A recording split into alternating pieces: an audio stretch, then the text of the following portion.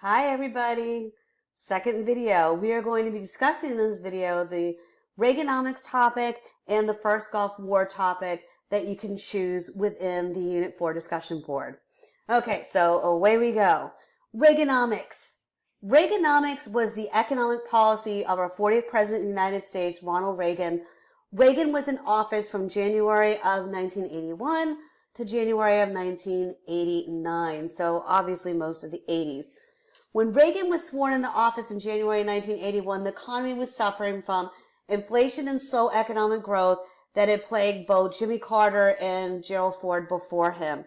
Reagan's whole goal was to increase the amount of money every American had to spend. So, he instituted a policy that became known as Reaganomics. The main gist of Reaganomics is if you cut the taxes for big business and the wealthy, the wealth will trickle down to the lower and middle classes. Okay, was the main gist of Reaganomics. Okay, Reagan was very much a big fan of smaller government and felt that the middle class would be benefited by simpler tax codes.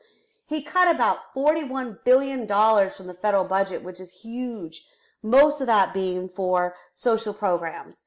Part of Reaganomics was also supply side economics. Basically, cutting taxes for businesses will benefit the lower and middle classes as well. Tax Equity Act and Responsibility Act of 1982, the document that you're going to analyze if you choose this topic, revolves around Reagan speaking about this. It closed the tax loopholes and restricted benefits in pension plans. Reagan did not want to raise taxes, but by 1982, he saw that the government was really in need of a revenue source. So Reagan had the Tax Equity and Responsibility Act of 1982 passed. This was Reagan's way of raising revenue for the federal government without having to raise taxes. It helped, but it did not raise enough revenue to do the trick. The gap between the rich and the poor, you have to keep in mind, continued to grow during Reagan's time in office. He did not increase the minimum wage during his presidency, and he cut federal funding for firefighters, policemen, education during his time in office. The two hardest hit during Reaganomics was single mom households and African American households. 1984, he further slashed the tax rates for the wealthy, causing an even larger deficit. So to really gauge the success of Reaganomics, you have to ask yourself this. You have to look at it and say, how did the lower and middle classes fare during Reaganomics, really? Okay, so that's the Reaganomics part.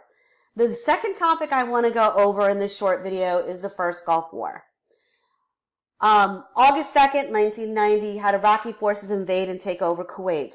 Kuwait is a very oil-rich nation, and the Iraqis claimed that they had to invade Kuwait and take it over because supposedly the Kuwaitis were siphoning oil from an area that was supposed to be controlled by both countries. Anyway, President George H.W. Bush, our 41st president, was president at the time and demanded the immediate withdrawal of Iraqi forces.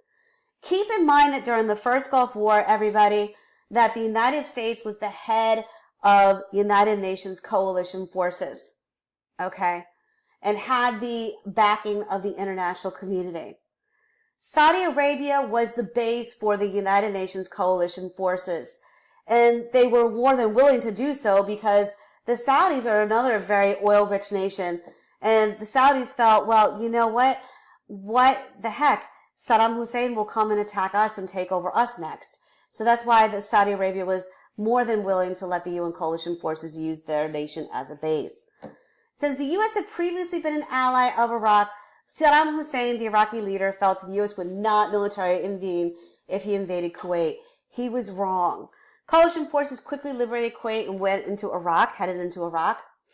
Even though coalition forces had won the war, Saddam Hussein remained in power. President George H.W. Bush gave this important speech that you will analyze if you choose this topic to the United Nations General Assembly on October 1st, 1990, a little less than 2 months after the Iraqi invasion of Kuwait. Bush condemned the Iraqi aggression, and called on members of the United Nations to demand a return of Kuwait to the Kuwaitis. And he said that the United Nations can aid nations to band together to prevent such aggression in the future. Okay, I'm going to end this video here, and I will go over the rise of conservatism and the tear down this wall speech in my final video. See you in a bit.